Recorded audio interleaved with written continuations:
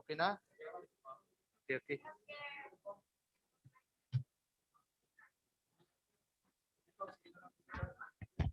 May hapon sa tanan? Okay.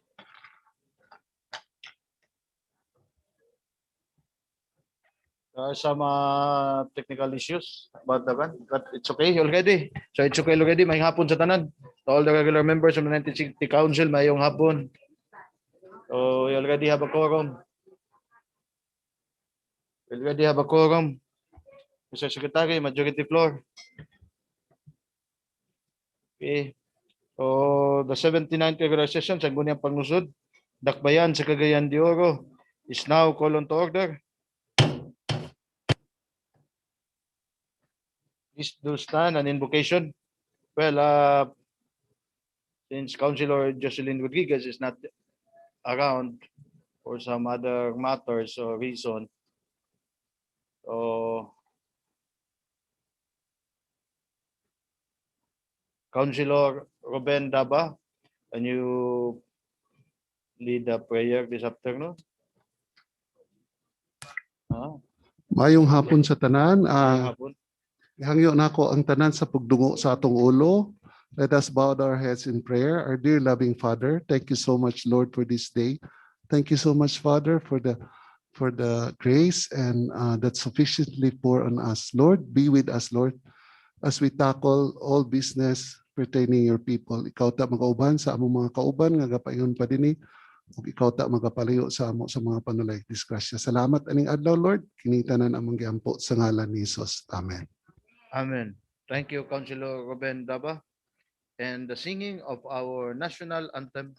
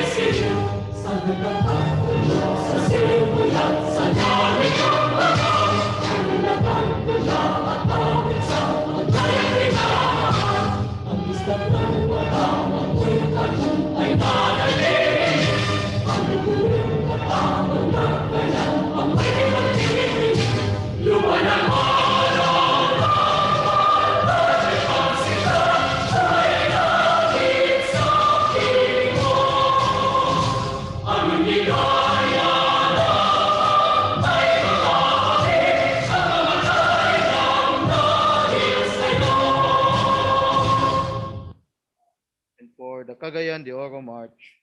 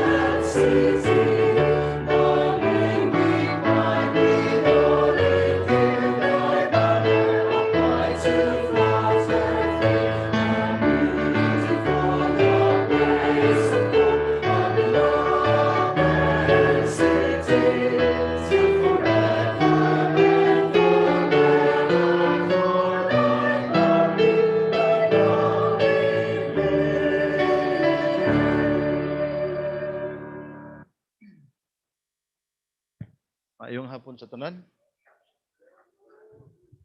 Mr. Secretary, can you do the roll call and determine if we do have a quorum? Honorable Rener Joaquin, VOE, City Vice Mayor and Presiding Officer.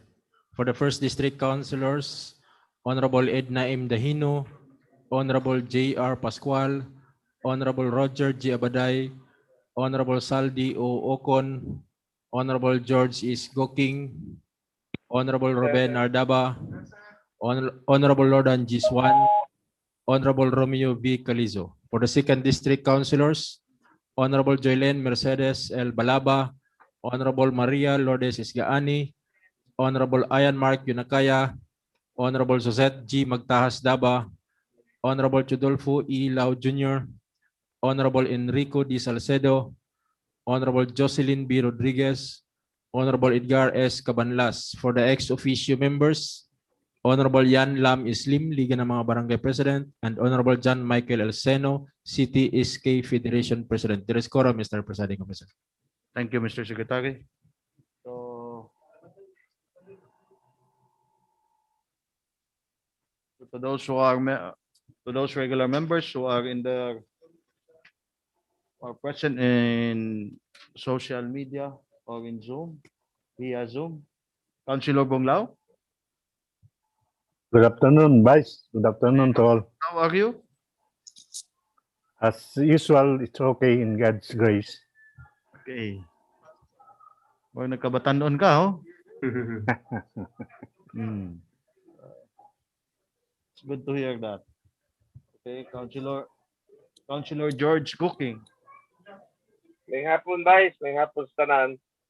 May hapon. What about Councilor Swan? May hapon, Vice. Mayang hapon. So, what about Councilor Jocelyn Rodriguez? Okay, unofficial business. Oh, that's it. So we do have a quorum. May hapon sa tanan. We have a quorum. So, to our friends in media at the back, ngayong hapon kaninyo. And so as to the people who are around, who is around this afternoon session, ngayong hapon kaninyong tanan. And to those who are updating and to those who are in the different abode, to all the residents of Cagayan de Oro, ngayong hapon kaninyo. From District 1 and District 2, ngayong hapon. Welcome to the 79th regular session of the 19th City Council. At this moment of time, Majority Floor Leader, Ian Mark Q, Nacaya. Mayong hapon kanimo Majority Floor. Mayong hapon po, You have the Mr. floor. Presiding Officer, Vice Mayor Rener Joaquin Velez Ikang Uy, and to our colleagues in the council, friends from the media, and the fellow Cagayanons, mayong hapon. Og, I move, Mr. Chairman, to dispense with the reading of the minutes of meeting on March 1, 2021, and to consider the furnishing of its copy to the members, the reading itself. Moved by the Second. Majority Floor Leader and seconded. Is there any correction? There is none. There is none. It is hereby approved. I likewise move for the approval of the said minutes of meeting. For its finality, Second, seconded. On special report portion, Mr. Chairman, we have two members. This representation, Councilor Nacaya, would like to render a report on the request and pertaining to the resolution of the Barangay Council of Macabalan. Councilor Roger Abaday, Mr. Chairman, would like to render a report on his concerns about the senior citizens who have been denied with the privileges, particularly the 20% discount when they order online, Mr. Chairman. So Nacaya and Abaday. Okay, Majority Floor Leader. Thank you, Mr. Chairman. Ngayong hapon. Over the weekend, Mr. Chairman, I have received a resolution coming from the Barangay Council of Macabalan under resolution number 11-2021, which was approved by the entire Council of Macabalan and dated February 1, 2021. The title of the resolution is a resolution requesting the Sangguniang Panglungsod to carry out appropriate action on the complaints raised by the residents of Accretion Area of Macabalan, as well as those residing in areas and sitios of the barangay and then thereto the shortage of water, Mr. Chairman. And attached to the resolution of the Barangay Council of Macabalan is the Cebuano version of letter with so many signatures coming from this sitio, particularly in what do you call this? Accretion, Mr. Chairman, asking our help. And according to the residents who were sent by the good barangay captain to my residence, they have been already sacrificing for the past 2 years for the low connection of water supply. And there are times, Mr. Chairman, that 24 hours they could not access from the pipelines water from the Cagayan de Oro Water District. And so often that when they discharge water from the pipes, dirt and other pollutants come out. And according to them, Mr. Chairman, gakabilar na sila kay tungod kay bisan sa ila sa sentro nga nauntay tubig, in lowland wala gyapoy tubig.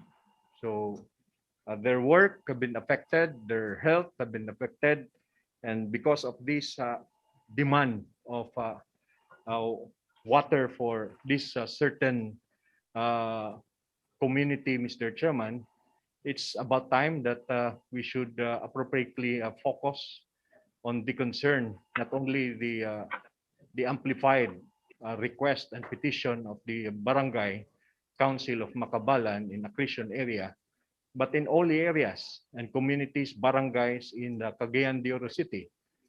For one, even in areas like Kamamanan, part of Nazareth, part of Makasandig, part of Carmen, Patag, Bulwa, and even in low-lying areas have also been in this situation that oftentimes if there are water coming out from the pipelines only at night time.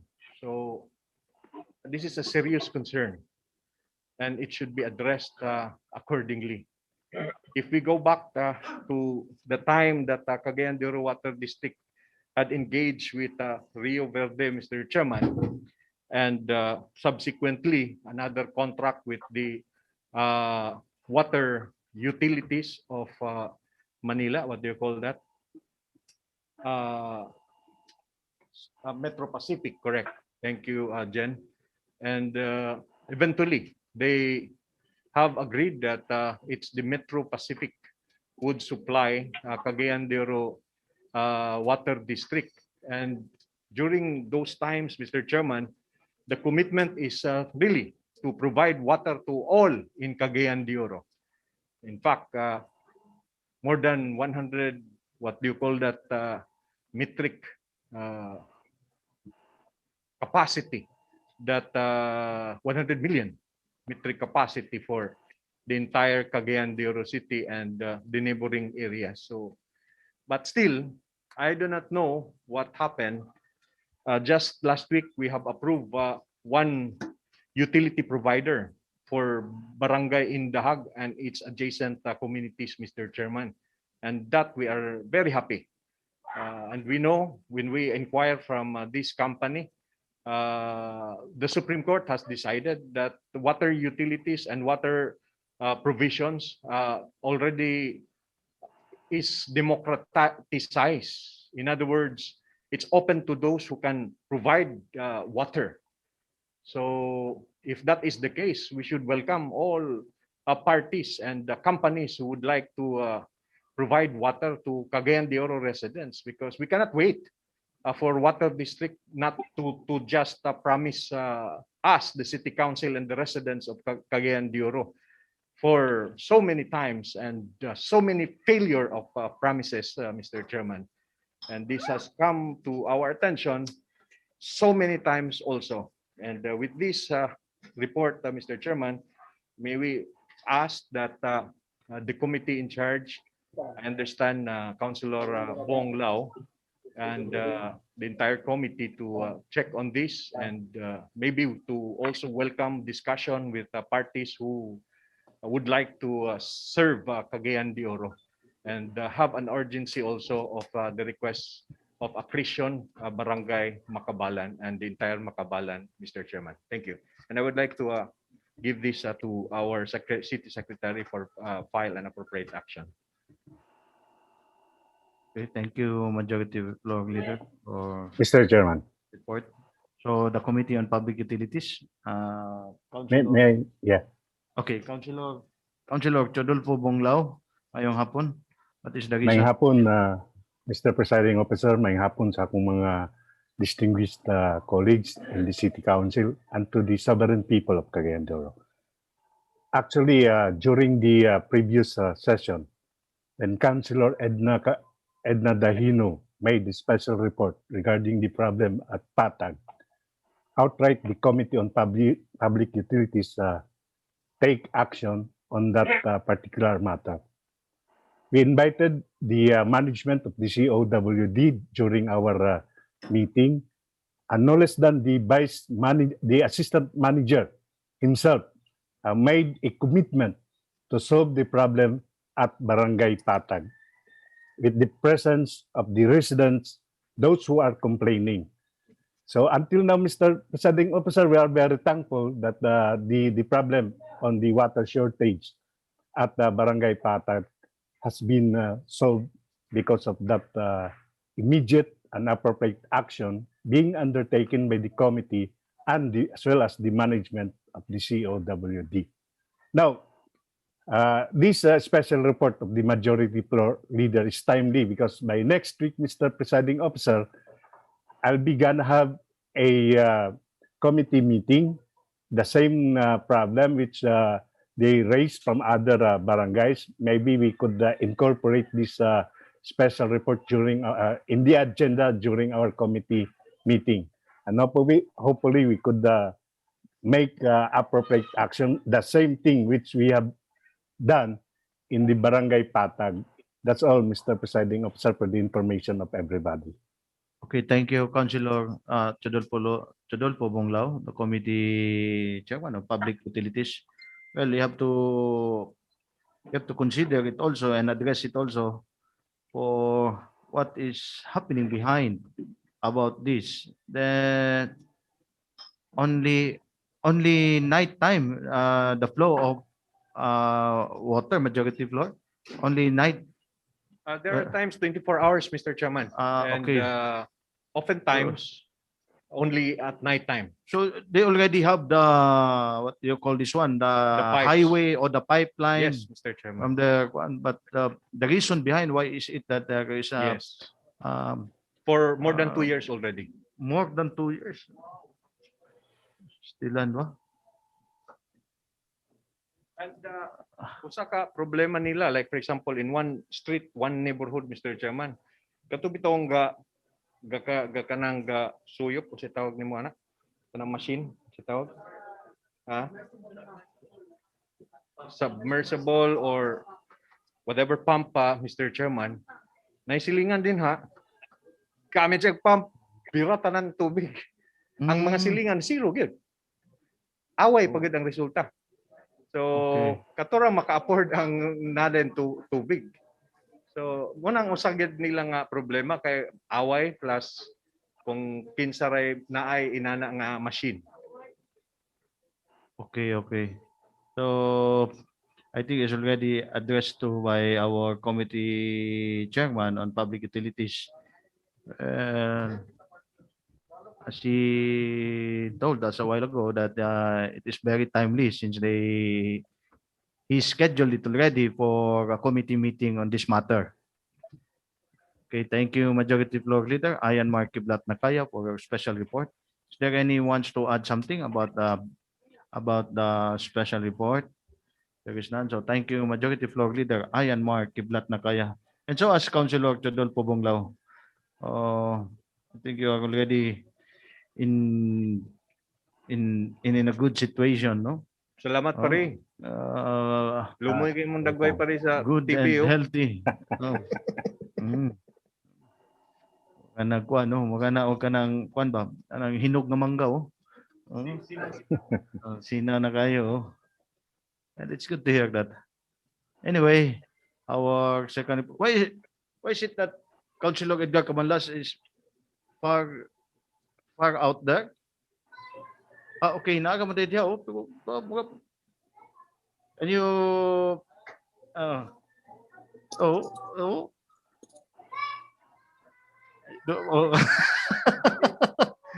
oh oh is it oh is in the gallery the far back oh is it Councilor Cabanlas o dili dili di ay oh magodop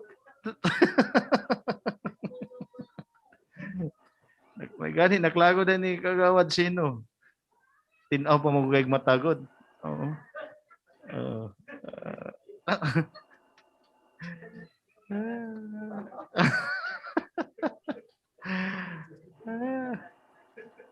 and anyway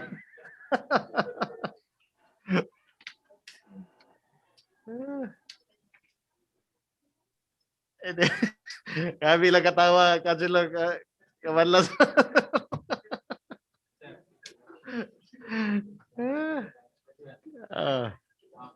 well, anyway, our second reporter this afternoon, Councilor Roger Abaday. Thank you very much, Hapon kanimo. Honorable Vice Mayor Rene Kikang Uy, members of the distinguished council, and our colleagues in the virtual space who are attending, and people who are listening, following us in the FB, and friends of the media. Good afternoon. My special report is about this discount of these two sectors, the 20% discount of the two sectors, the senior citizens and the person with disabilities, PWDs. No? Okay. Now, this is the lack of discount for online purchases for both senior citizens and PWDs has been on issue. Both sectors have called the attention amid this coronavirus pandemic. There is an alleged failure on food delivery services to honor the mandated 20% discount granted to senior citizens and PWDs by law in transactions, many of which takes place online. Now, this expanded Senior Citizens Act of 2010 says that for every delivery orders, the 20% discount shall likewise apply. Section 11 of Republic Act 10754 states that persons with disability discount can be billed upon presentation of PWD's card to the establishment, but this is not so honored by some of these services, Mr. Chairman. Hence, the complaint received personally and those are posted in the social media. Most senior citizens and PWDs above 65 years old purchase food items and other goods online are not able to claim discounts granted by law. In most cases, merchants do not know what and how to grant discount. Di pa ka mo kwenta, dili na unsaon pag we can experience that, no? So di na lang nila i-honor. So clear and easy, convenient implementation of discount for senior citizens and PWDs would be timely amid these difficulties brought on by the coronavirus-induced MGCQ, lockdowns, or quarantine, and the dwindling resources, both economy and for individual consumers. Now, unnamed here too, Mr. Presiding Vice Mayor and my distinguished colleagues, an inquiry in aid of legislation be conducted by the Committee on Senior Citizen in collaboration with the Committees of Trade and Commerce and Industry, Ways and Means, or Social Services Committee, and to invite the heads of the Department of Trade and Industry, the DTI, Department of Social Welfare and Development, the DSWD, or City Social Welfare Development, CSWD, and food services companies operating in CDO, so that as early as possible to settle this issue and can craft a policy that will check the rules for online purchasing for this sector, Mr. Chairman and my colleague. That's my whole report about this afternoon, Mr. Chairman. Thank you very much. Okay, thank you, Councilor Roger Abaday. So, is there any wants to comment or in addition? There is none. So, well, about this one, to all the legislative side, they already done that. But I think the lacking here is that the implementation. The implementation, since about this senior citizens discount, I think all of it is obligated, and so as they are already implemented. But since this is a new one in social media, there is also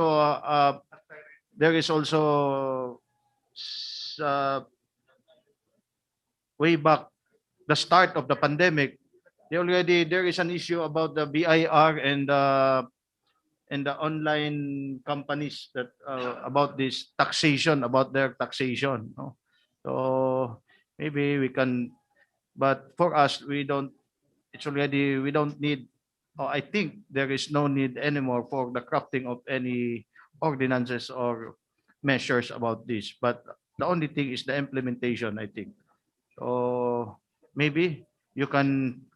Okay, there is an addition coming from Councilor Romeo Calizo wants to clarify about this matter. Just point for clarification, Mr. Chairman. Okay. You know, the law is clear, but we are very much wanting on enforcement. Who is going to enforce the law? Because so many complain.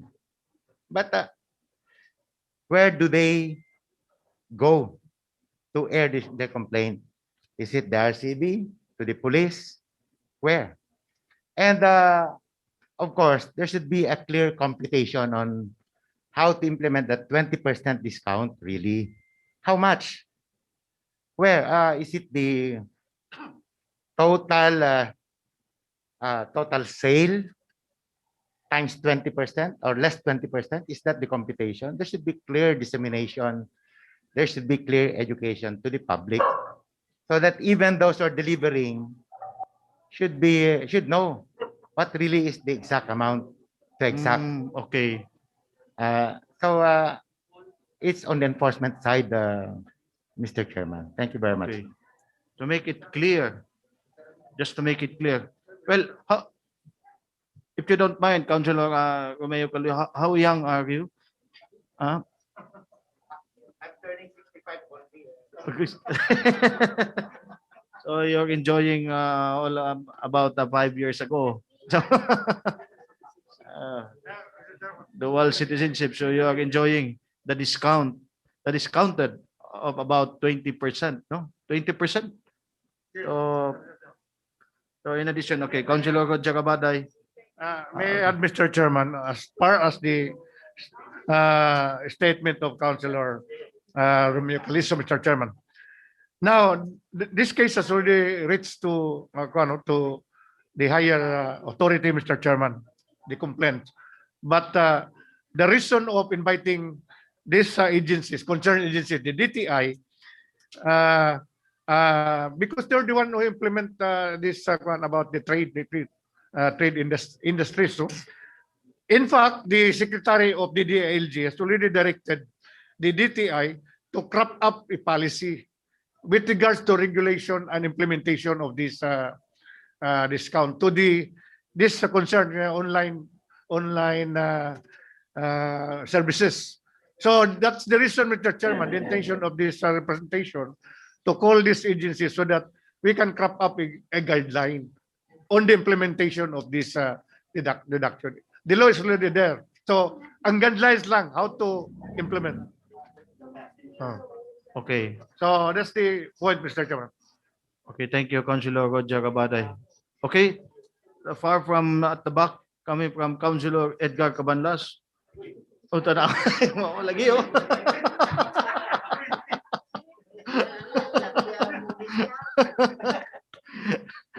Ada. Thank you very much, Mr. Chairman. The most energetic Vice Mayor of Philippines. Actually, You have a double, oh? Oh, yeah, I have two concerns, Mr. Vice Mayor. Ano problema ni Councilor Abaday? Of course, that will be referred to his committee. This committee will investigate. And once he has the result of the investigation, the recommendation to the City Council, that's the time that we will discuss. But as of now, diya sanang trabaho karon pag gather all this information o dalong na anya din sa ato niya kung humana. Kedua, when Attorney Makalintal dined at Sofitel in Manila, and when he paid his bill, he was asking for a 20% discount. Attorney Makalintal is a famous COMELEC lawyer, election lawyer. He was not granted that 20%. So what he did, he filed the case.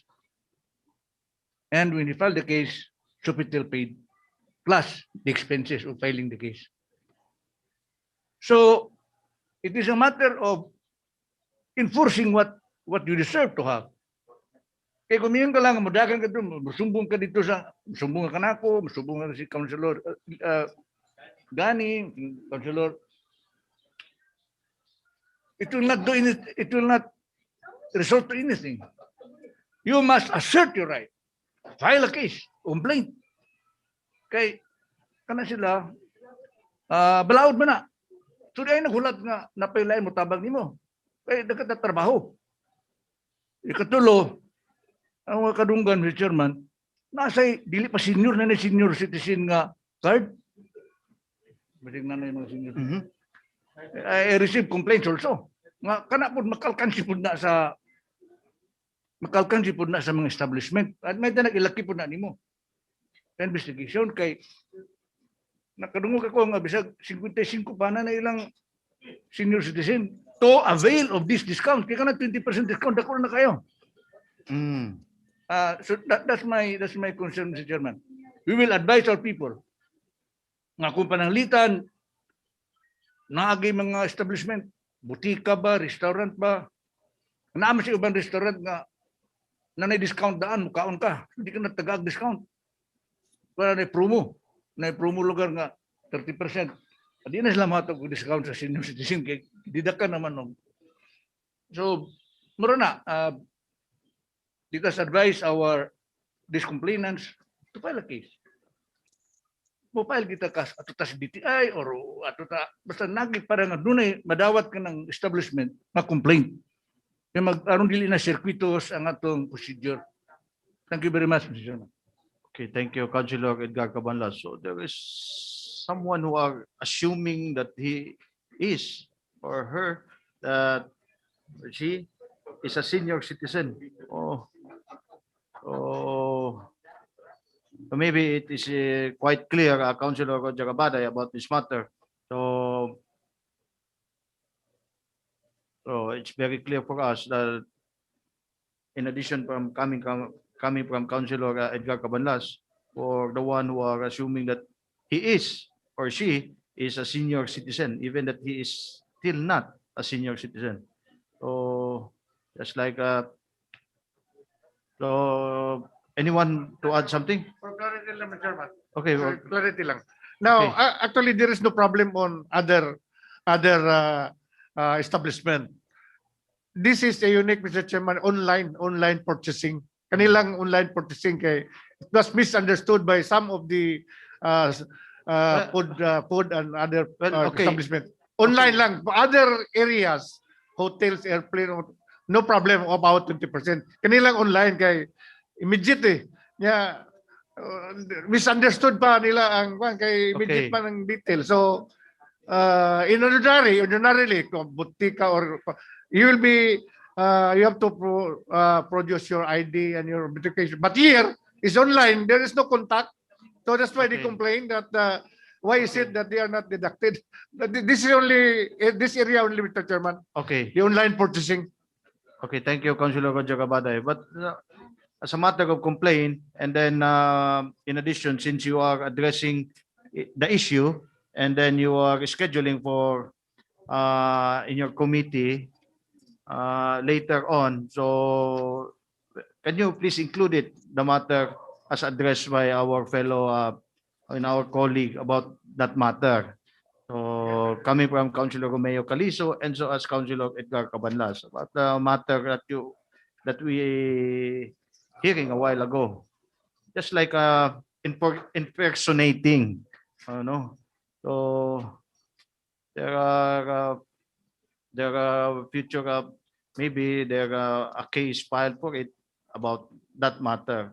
So since in your committee you will addressing it to the different department, so maybe address it also on this matter. So is there anyone want to add something? Okay. Thank you, Councilor Roger Cabaday, on that matter, and maybe that matter will be referred to your committee and so as to the Trade and Commerce chaired by Councilor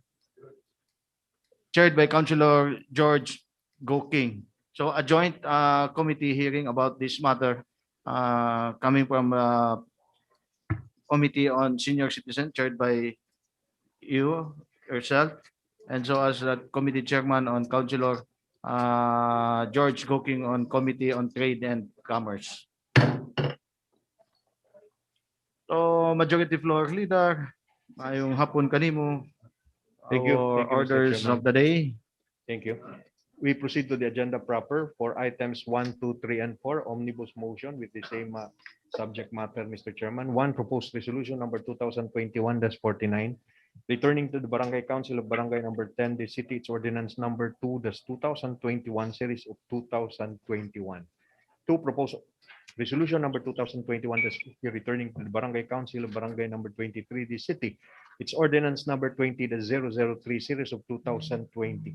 Three is proposed resolution number 2021-51, returning to the Barangay Council of Lumbiada City, its ordinance number 1-2021, series of 2021.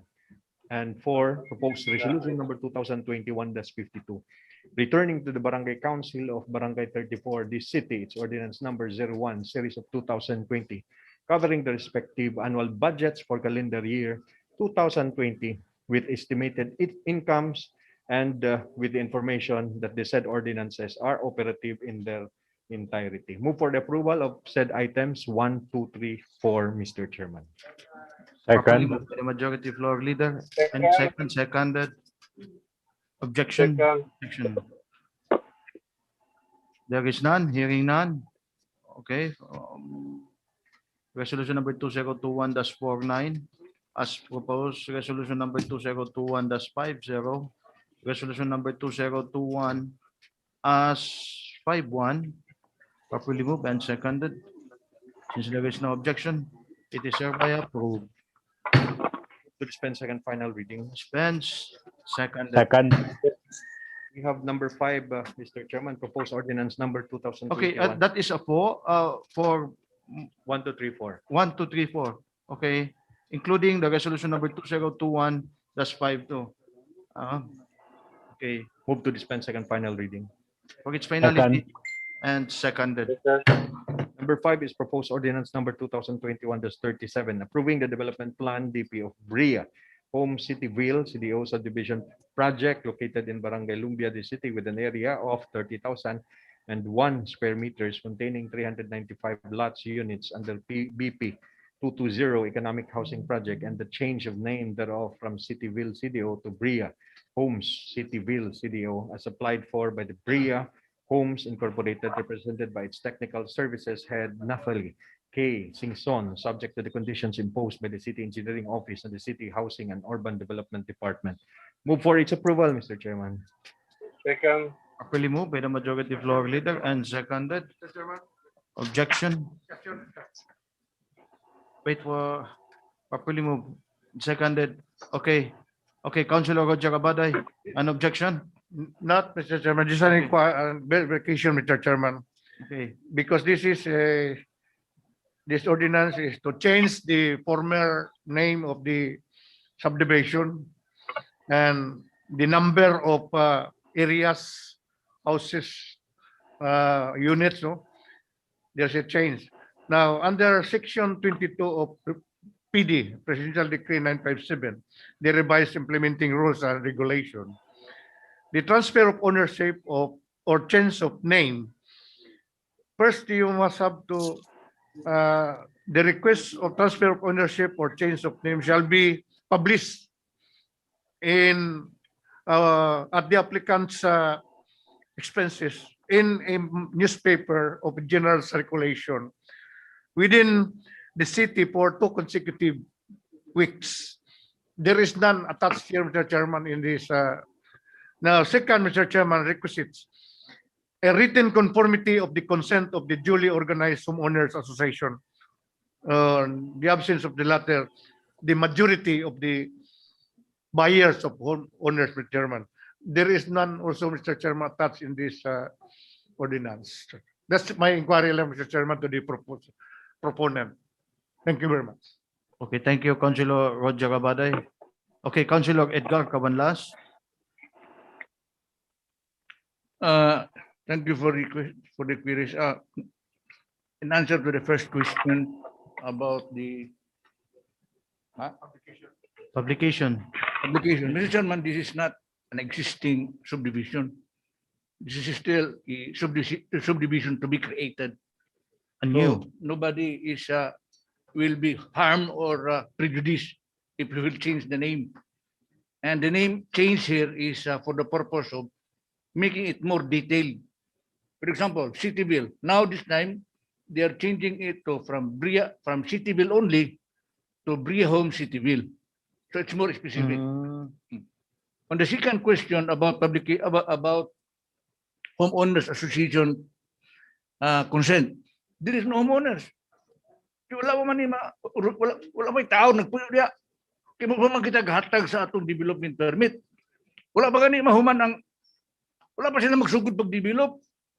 So wala pa yung nagpalit. It's an empty subdivision yet. So there is no homeowners association to speak of. That would be the explanation, Mr. Chairman. Okay. Can I respond? Okay, Councilor Roger Abaday. If you read the Appendix F, page 73, we have the approved ordinance 13956 2020. Now, it is already a development plan of the Cityville subdivision located in the same area, barangay, and there are 407 lots, units. We approve it already by ordinance, Mr. Chairman.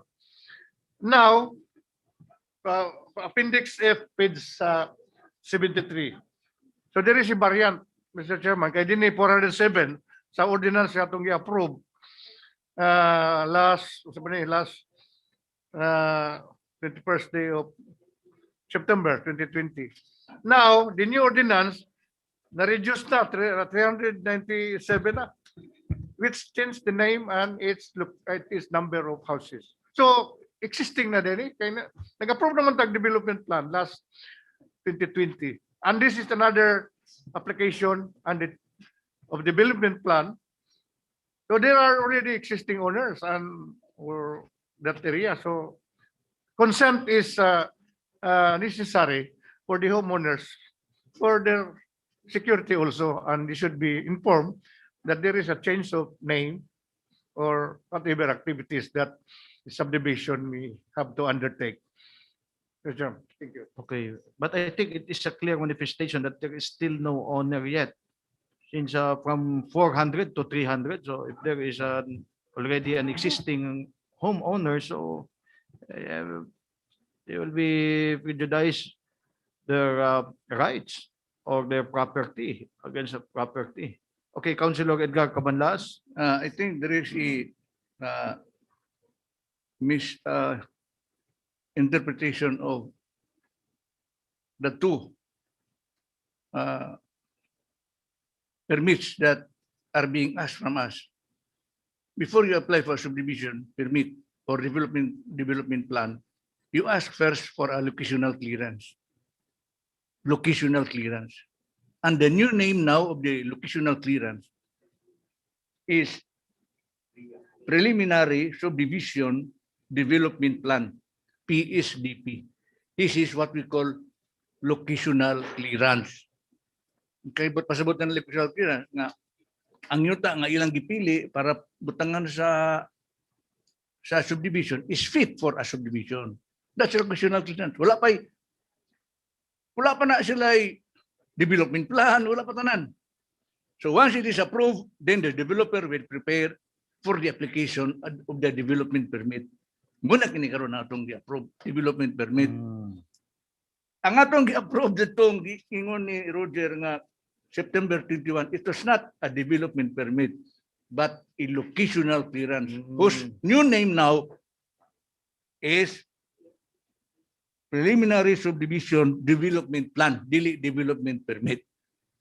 Munang kaniadto ni muning gitawag na tog policy. Karon dili na policy. Yung nalibog siya.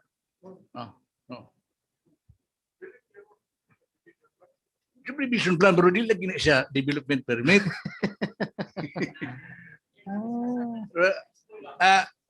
Let us have the Preliminary development permit muna siyang is not the same locational for the development permit. Yes, this is not.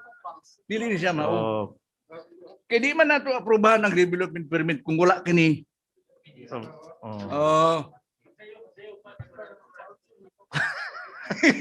Naglibog lang, di ba? Naglibog lang taon. That was not, bago mo guna nga term, munang atong gitagong kinito nga policy or locational clearance. Kung PHDP na. And then after that, na sa development permit. So that means nga, pag submit nila sa development permit, na specific na ganila nga plano. Pila kabuk building, pila kabuk luti. Kana ilang ibutang dyan sa ilang policy is only dili pa more or less projection pa ba? Para sa in actual plan, wala na, doon na din sila gibutang na kung sa ang exact nga number sa lot sa ilang hinuon. Okay. Well, I think Councilor Roger Cabada is just confused. So now I think it is very clear. So since it is not an objection after all, just a clarificatory question. So there are still pending motion. Properly moved and seconded. Is there any objection? Objection? Hearing none? Hearing none. Ordinance number 2021-37 is hereby approved. Move to dispense second final reading. Dispense for its finality. Seconded. For inclusion, Mr. Chairman, we have item 6, 7, 8, 9, A and B, Mr. Chairman. Move for their inclusion. For inclusion, seconded. Carry on, majority floor, leader. Number 6, Mr. Chairman, is proposed ordinance number 2021-38, authorizing the Honorable City Mayor Oscar S. Moreno, representing the city government of Cagayan de Oro, to enter into and sign the deed of transfer and acceptance (DOTA) of infrastructure components of CDO Balubal housing project located in Barangay Balubal, Cagayan de Oro City, with the National Housing Authority, to be represented by its regional manager for Region 10, Roland I. Teves Jr., covering the road works, more particularly described in the as-built plan of said relocation project under the terms and conditions in the DOTA attached hereto. Move for its approval, Mr. Chairman. Properly moved. And is there any seconded? Objection? Second. Objection. Hearing none. Hearing none. Ordinance number 2021-38 is hereby approved. Move to dispense second final reading. Dispense for its finality. Seconded. Number 7 is proposed ordinance number 2021-39, authorizing the Honorable City Mayor Oscar S. Moreno, representing the city government, of Cagayan de Oro to enter into and sign the memorandum of agreement with the National Housing Authority, represented by its regional manager for Region 10, Mr. Roland I. Teves Jr., covering the collaboration of the parties for the development of the Cagayan de Oro housing project at the city-owned property identified as lot number 37881, CAD 237, lot number 18504-E, CSD 10-005057-D, located in Barangay San Simon de City, involving the NHA's 50 million financial assistance to the city for the construction of 164 housing units under the terms and conditions stipulated in the MOA attached thereto. Move for its approval, Mr. Chairman. Properly moved. Second. Executive floor, seconded. Objection. Objection. Hearing none. Ordinance number 2021-39 is hereby approved. Move to dispense second final reading. Dispense with penalties. Second.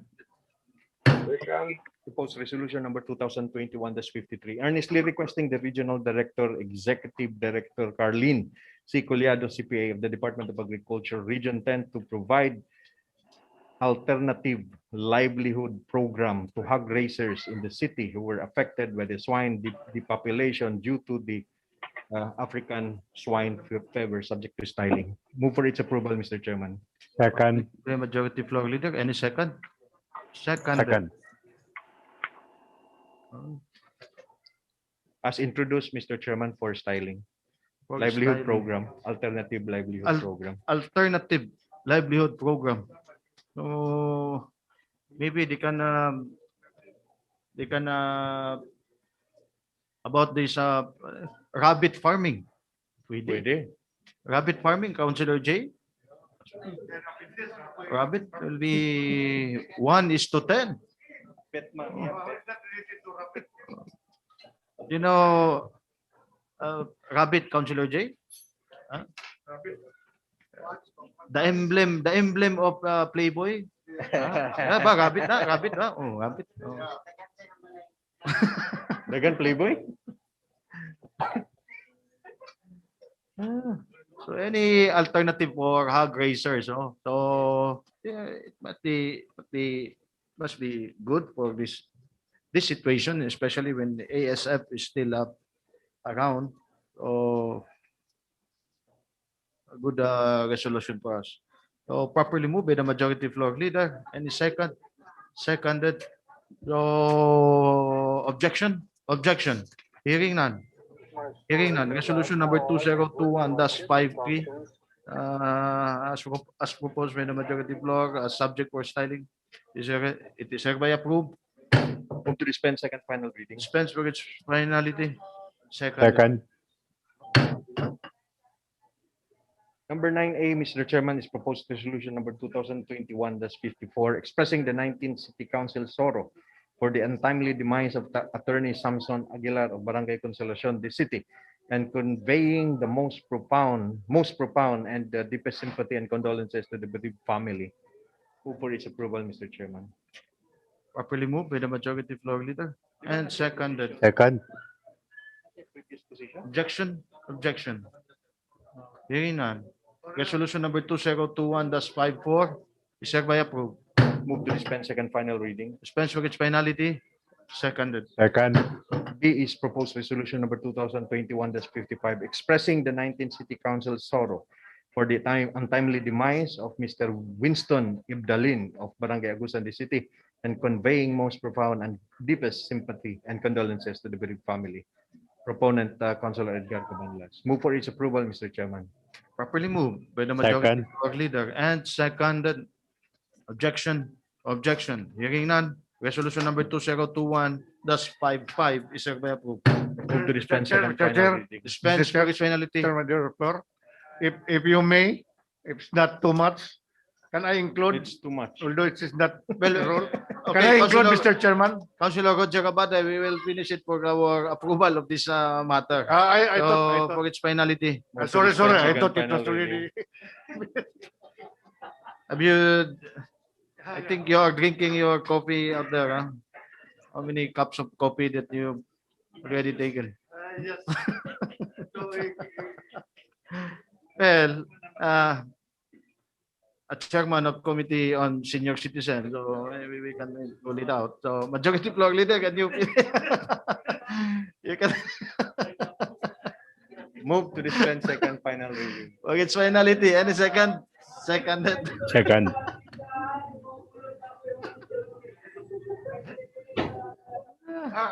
Mr. Okay, you Chairman, have all the time. just Councilor for Roger Abate. consideration, I was hurry. Sorry, I was hurry because this was already leap out, Mr. Chairman. Can we include also a proposed resolution, expression of sympathy to the late Police Major Hernando Bodot Mendoza, who died few weeks ago? Can we include it? Move for its inclusion, Mr. Chairman. For inclusion, any second?